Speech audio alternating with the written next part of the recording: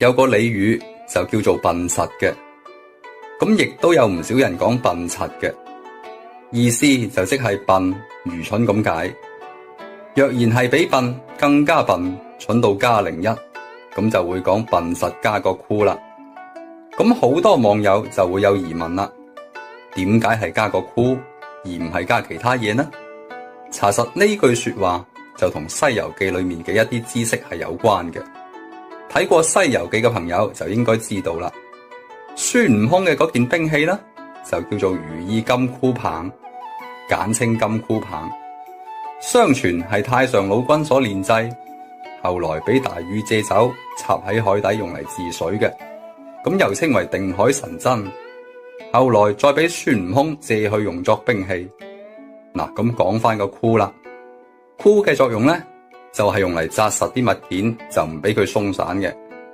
例如舊時嘅木桶外面就有個箍嚟固定個木桶啦。睇過《西遊記》嘅朋友就未必會留意。相傳金箍棒就重13500斤，兩頭都有個金箍，中間就係一段用烏鐵製成實心嘅棍。咁既然係實心嘅，咁就肯定唔會鬆散啦。所以呢兩個金箍除咗可以起到裝飾作用之外呢，都冇乜其他用處啦。因此亦都引申出多餘之意啦。由於金箍棒笨重又結實，因此就有咗笨實加個箍呢句說話啦。又因為笨實同笨柒讀音相近，而柒同金箍棒同樣都係有伸縮、變大變細嘅功能嘅。若然喺柒上面加個箍，當變大嘅時候就反而會勒緊自己，亦都相當痛苦嘅。